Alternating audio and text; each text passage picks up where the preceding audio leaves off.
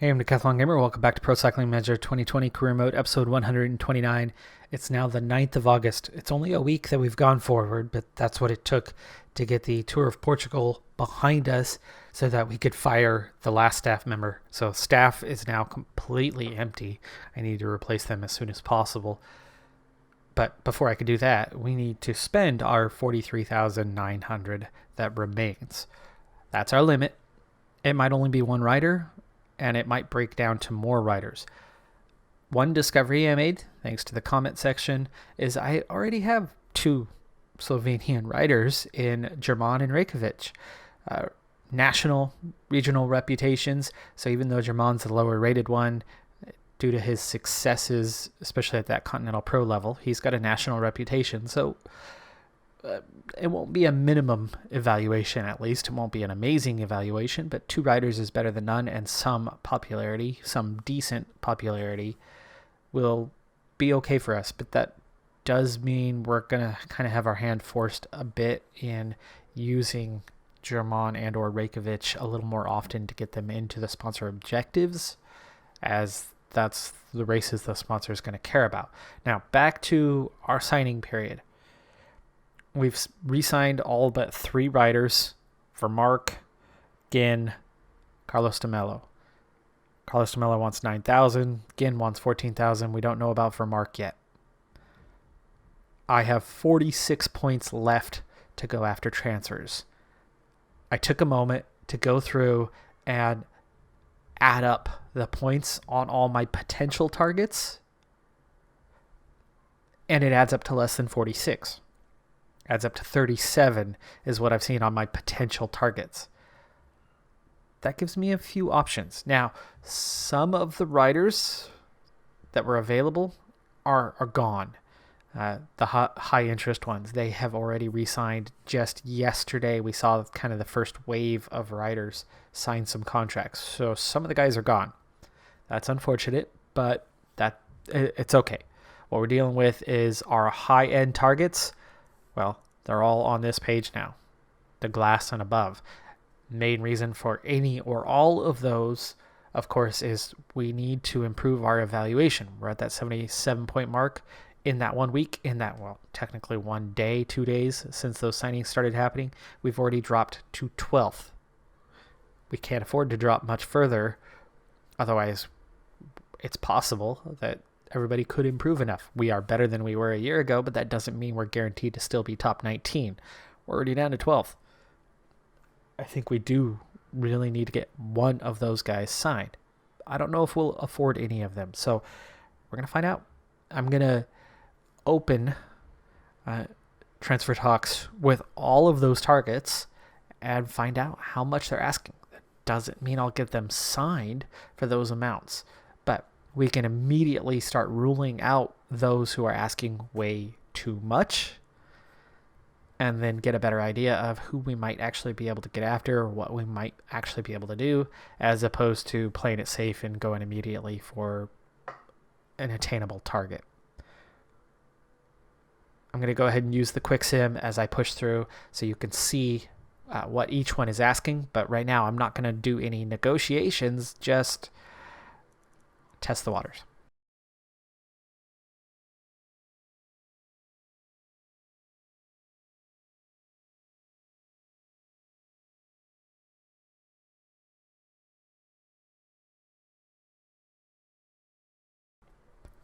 Well, it looks like we really only have two choices. I have a handful of points left, but it's really not much. I think one of these I was going to pass on, and so I was going to have a few more points left to maybe go and play around and check out a few others, but I've left myself a little thin. I still have 9 points, so it's not over yet, but my choices are rather limited all of a sudden, beyond the group I just looked at. Bridensholt, Fenn, Saceda, Balagnino are all way too expensive. So they are well out of range. For Mark, we're looking at 30,000 plus. De Glass, we're looking at about 35,000 plus. I think we might be able to get one or the other anyway signed. That 78 is going to boost our index a good bit. That's going to bring us up a few spots and pretty much secure our position. So then the choice comes down to which one. I like DeGlass with that 80 cobble rating. However, he's not a good sprinter. He'll get good results. He'll get us the top fives we need of withstanding and surviving, but he's not going to win. He's only 23, though. He is only 23 years old. And that is significant. He's got good potential. Not an 8, but he's a minimum 4. So he is going to grow. He is going to develop. What kind of evolution do we have? Do we have any? According to this, we've only got 2 confirmed levels for him. So I don't know how far back that's going to go, what we know about him, but he has been around for a while. So he's 5 years since he was created. That means he's going to be quite a few levels in. So he's not going to develop that rapidly. For Mark, on the other hand, well, for Mark's older, couple years. We know he's been around. They have the same potential. And you could see that he's been with us for quite a while now. I mean, other than starting with Hagens Berman at the beginning of the game, already existing, he's been with us ever since. We've had 2 contract cycles with him, 6 years with him, and he's just leveled up, though it didn't change his overall. So that's new. And we're not going to see another level up for him anytime soon. I mean, this is going to be about it for quite a while. I mean, you can see he's getting to that point where he's about a year apart from leveling up. So he's not done, but he's not going to grow much more at all. He's very much to that point where it's leveling up is few and far between. But at 25, he's not going to lose anything for quite a while. I mean, I think a 3-year contract, he'll still be a 78 or maybe a 79 at the end of the 3 years. So we shouldn't see any regression coming up. Now, he's got his advantages. He's got his strengths. I guess one thing that I haven't compared yet, international rep for Vermark, I'm guessing the class is quite a bit lower. Regional. Definitely does not have the results. He took 5th at Omloop het Nieuwsblad, 15th at Bink Bank. Does he have any other results back here? 5th at Bink Bank again. 2nd in Dwars door Vlaanderen. So no wins. Couple top 5s. So nothing. No victories for his career. And I think that's kind of what we'd be facing. Also, he's got that lower interest level. And he's already starting a little bit higher, about 5,000 higher, or 4,000 higher than Vermark is. So he's already asking more money. And then he's less interested, which means it's going to take more money.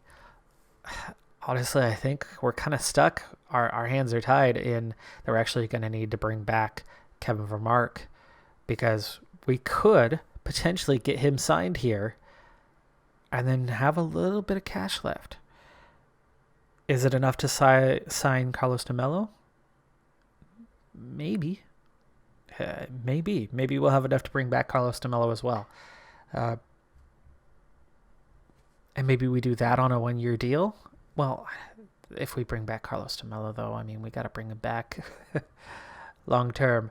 Or do we hang on to that 10,000 for the big upcoming next year, where we're going to have Rodriguez with an expiring contract, and we're going to have Wykankis with an expiring contract. We're going to have some guys to try to retain next season, and coming off a $13,000 contract, I'm not sure we're actually even going to be able to re-sign Rodriguez, period, because he's going to be asking for 70 or 80,000 most likely. We're not going to have that kind of money. We might have an extra 50,000 next season, but 13 plus 50 is still less than what he's probably going to ask for, 70 to 80,000. So even if we didn't sign anybody else, maybe just maybe we can get it back.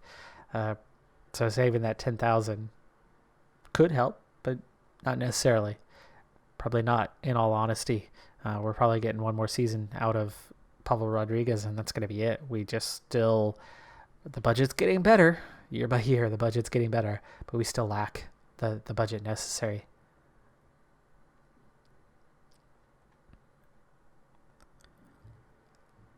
Absolute leader, huh? We'll try. We only get 3 chances. We're going to start at 31,000. We'll start at 30. No. Yeah, come on. We know he's not going to be happy with that 29. We'll start at 30 and leader. Okay, we got him signed. He wasn't that happy with the money, but he was happy enough with everything else. 30,600. Okay, so we still have 13.3, and that's going to move us up a couple of spots. All right, so we have 13,000 left. I've never actually done an offer for Ginn. He wants 14,000. He's probably not going to sign, but if there's anybody to bring back, he's the one we want to bring back. I mean, that 77 mountain, that 77 time trial, while he doesn't have the resistance factor, and he doesn't have much potential, so he's slow in development. He's only 23, so he still has development left, even though he's slow in that process. Next up would be Carlos de Mello, but if we can, we'll take Ginn. Not going for it. Money's way too low as expected, but figured we'd give it a shot. We had already spent the points anyway. Carlos de Mello is our other choice, is the high potential, just not as good of a climber, but tons of progress still available to him. So we should be able to get him. We've done 2 offers already, so that's not ideal, but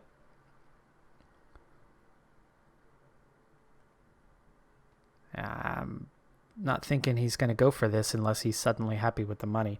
But I really don't want to spend more on Carlos de Mello. I'd rather save that money for next season, if anything, and this ultimately would only have us losing 3 riders, but not gaining any. He doesn't sign. So Berwick, Carlos de Mello, and Ginn are gone. And right now we have no new riders coming in, but we still have that 13,000. So we're going to go back into the dossiers and see what's left for an option.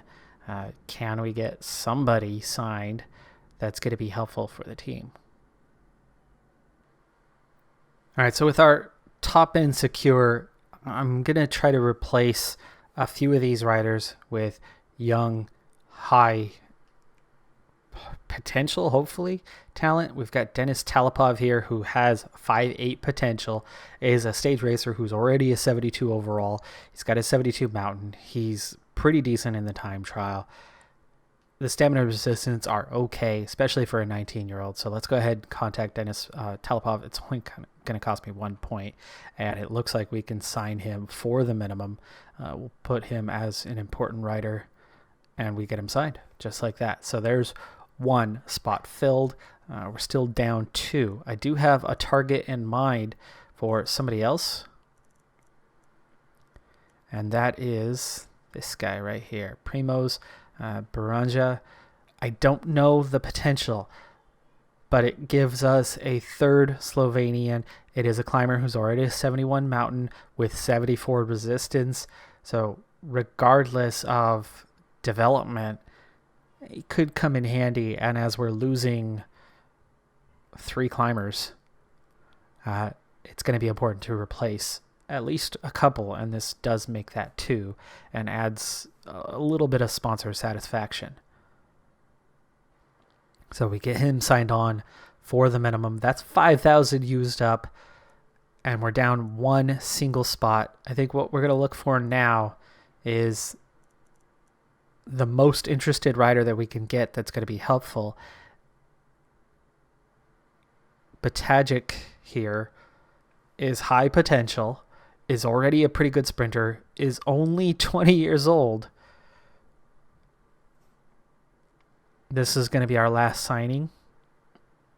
Keeps us at, does want a little bit of money. If we're doing 5 of 13, what do we have left? 8. So it looks like we could just about get this guy signed. And that'll use up what we have. Tamati's almost certainly out of reach, but this is one of the targets I really wanted. It's a Classics rider, even though they only have a 69 cobble rating. It's the stamina flat that is good for them. This is another, it's only going to be 1 point to go after, so it's worth it to see. But no, too expensive. So for my final signing, we're going to take a little bit of a risk here. We have a well-balanced rider who's a Northern Classics guy with a 73 cobble rating, and he's got a little bit of sprint in the low 70s. So with some development, could be very useful for us in the Classics. Again, that's our weakest area, and so I need to do something there. So losing 3 climbers, replacing with 2, and then adding 1 Classics guy, I think will balance us out. I'm assuming we can sign him for the minimum at just a 71. Never been on a team before. He is a new gen.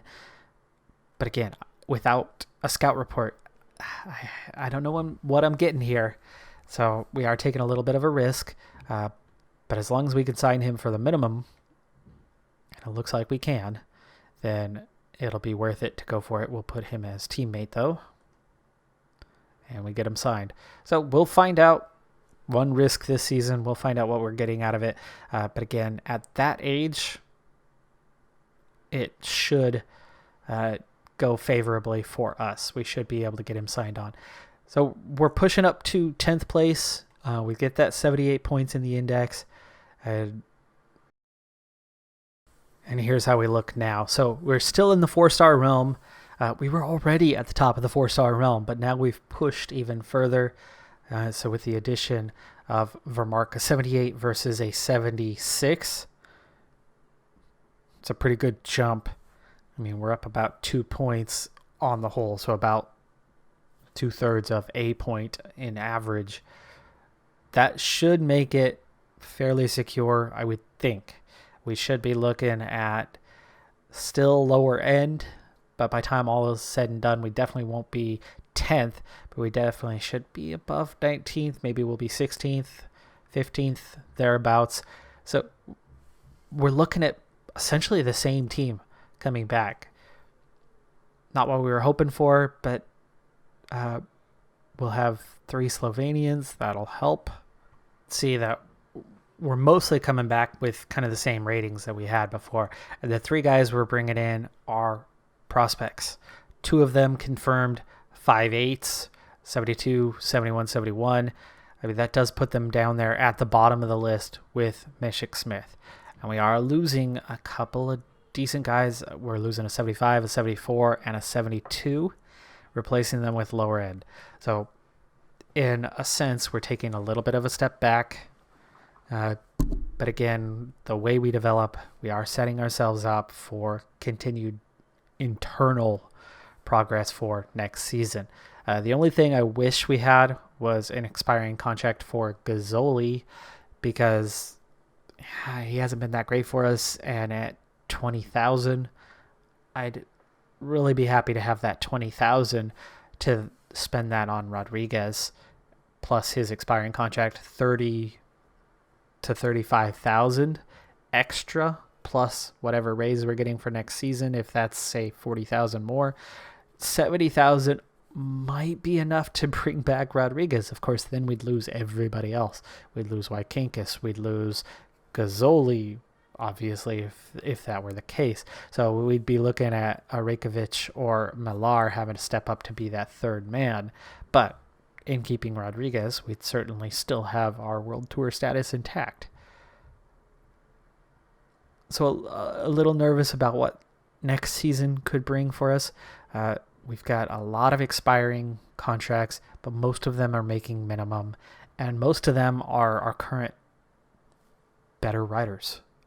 So there are going to be a lot of guys going out. Alves Machado is another one that does have an expiring that we might be letting go this time because he's making almost 10,000. He's about 9,000.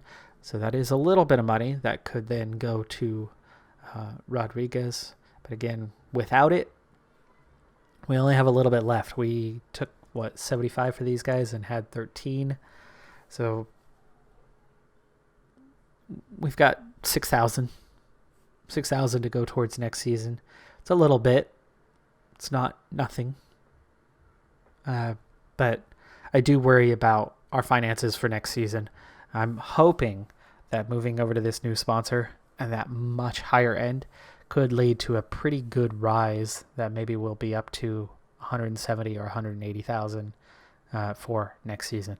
We still have this season to finish out, so we're going to get back to it. Next up is Lavuelta. We open with a team time trial on this one, but we are focused on getting some stage wins, maybe getting the points jersey, and there's only 6 sprint stages, so not a lot of opportunities.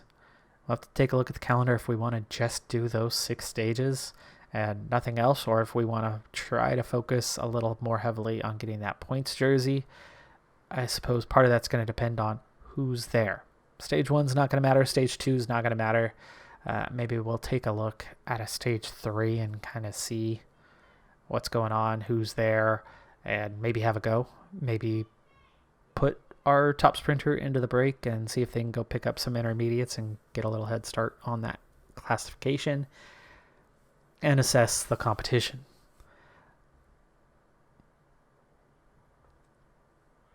I think we'll at least get far enough to do that. We'll play out stage 3, and that'll probably be it on time for this episode, but at least we'll get our first taste of the tour.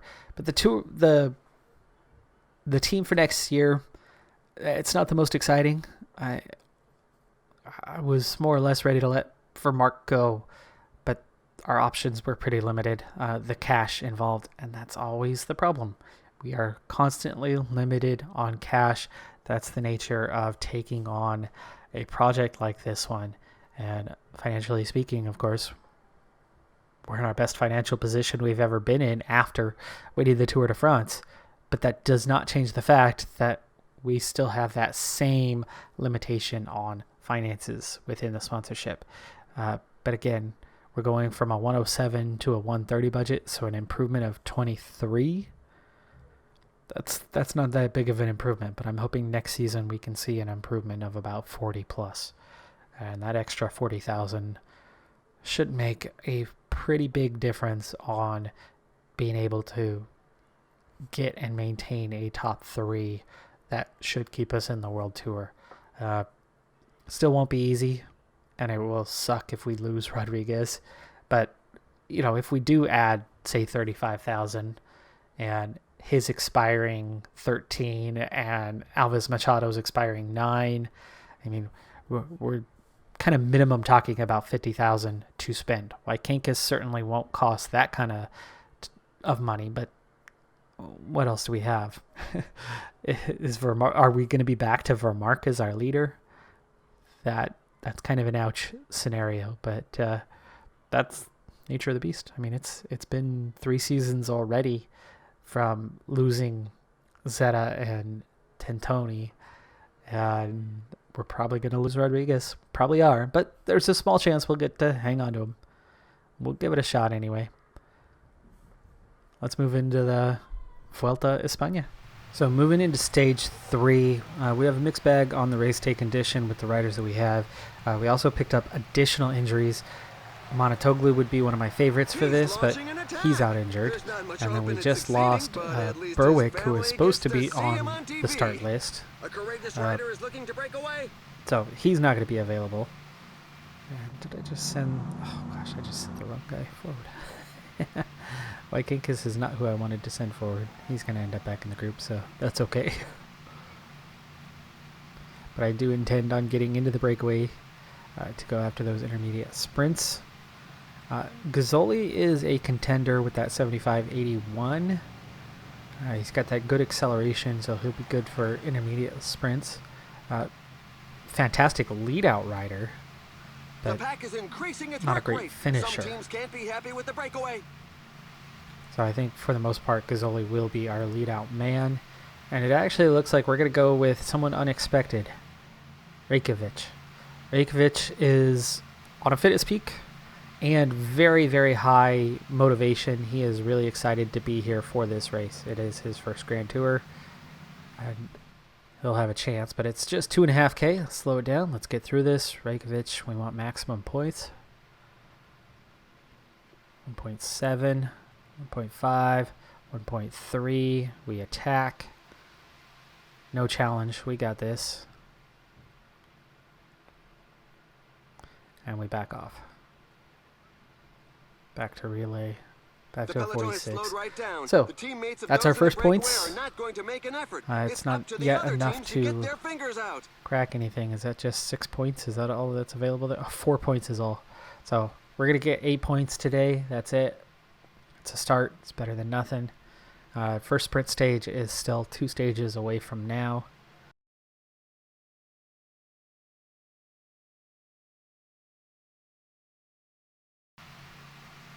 Any major competition, only one team left to check. There you, oh, there's your team right there. Caja Rural is who we have to watch out for. Adcock, Absalonson, both 80 sprint. There's your team that wants to win the points classification besides us. The breakaway is not to everybody's liking. 4 sprinters on that squad. Plus, gotta watch out for Rainsford, but that's your competition. Okay, Rajkovic, 3K away. Good timing. We're just in time on this one. 2.5K away. 1.7. 0.3. Now we sprint it out. Max points for the day in the bag. But that's still a very small point total overall. We're going to sit on now. That's it. Now we focus on the other team.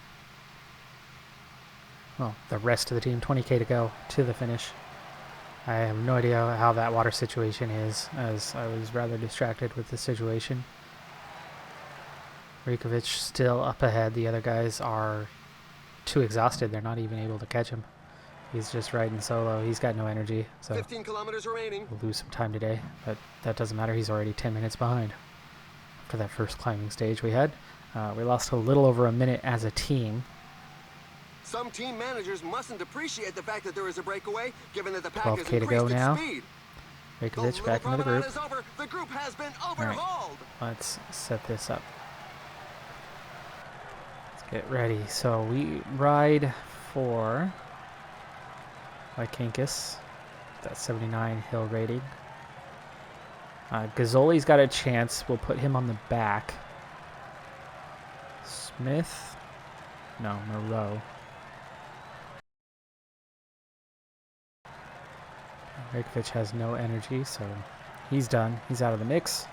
That was Machado. Set it up. I don't like our chances on this stage, but it's a short, punchy stage. You never know. Today was more about getting those sprint points and seeing what competition we have. We have one obvious contender, team-wise, for that sprint classification with 4-5 sprinters on Caja Rural, and then just a single one in Rainsford of anybody else. So great shape on that part. The Caja Rural one's going to be tough to beat. 2 guys with an 80 sprint. If they ride solo and they both go for it, they'll hurt their chances a little bit, but they'll still be capable of taking a 1-2. Okay, Movie Star 5 kilometers going remaining. for an early move.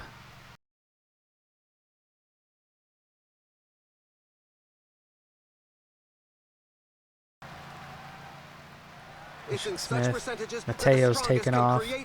Tollett's going. Already inside 1K. Moreau. Lykankis. Gazzoli's gone. Moreau. Nope. And the final Kinkis can't make it who's gonna be the either. first to the line today? Alaphilippe, of course. Great It's a victory. good result. He didn't Olivero, overextend himself. He Mateo was hangs on for certainly the third. smartest Hagita, today. we get 5th place with Moreau. Bernal 6th. Tolet, Kinkis takes 8th. They actually have a little gap over others. There should be a small time gap there. For those that are GC, Bernal's just picked up some seconds. That's going to be good for him. For us, it doesn't mean anything. 5th on the stage. Sure. Okay. Great. Nice. And here are the race Doesn't highlights mean that we've anything. selected for you. So first look at the points classification, where it's at. Rainsford is one to watch out for. He has no points yet. Our guy is probably going to be Reykjavik, though Wykankis, right? Much punchier, really good acceleration, could be. So Wykankis or Reykjavik, probably the top guys. Outside of that, Gazzoli's a maybe, but I doubt it. Great acceleration, but not enough elsewhere. So if it comes down to punchiness, Wykankis is our man. If it comes down to pure sprints and a little bit of punchiness, then it's Reykjavik. They've both got 8 points. Rainsford not here, so then it's all about keeping an eye on Caja Rural. Liedo's one of the lead-out guys. So actually, I'm not worried about him. None of the other guys have points so far. So 8 points, very small amount. But it's a start. We're off in the right direction at least. We're on the front foot in that competition at the moment. And still totally flying under the radar. So we're not exactly a threat yet in that area. Caja Rural will be well aware of us when it comes time for this first sprint stage. 2 more punchy stages before we get to that first sprint stage. I may head off in the breakaway again for those. Go for those points or go for the punchiness at the end of the stage. We'll see. That could be worth doing. It looks like it's a points jersey that can be won. Caja Rural is going to make that tough, but with 2 very good sprinters and a third one in Rainsford, there's only 3 competitors out here. So we absolutely can get in the podium of that points classification. I think we can absolutely beat out somebody, but can we beat out all 3 of them, especially with a dedicated team effort from Caja Rural? I don't know. I don't figure that they're going to send guys in the break, so we'll get some opportunities there if we go for it. In the past, we've gone for it and failed to win. Be nice if we can get it here, but I don't know. It's a lot of time and effort. Let me know, comments below, what you think, whether we should go for that or not. The opportunity might be there. There's certainly a window of opportunity. I just don't know if we're going to get it or not. That's going to do it for this episode, though. I'm Decathlon Gamer. Thanks for tuning in. Be sure to hit that like button. I'll see you next time. Have a good one. Be safe out there, and bye for now.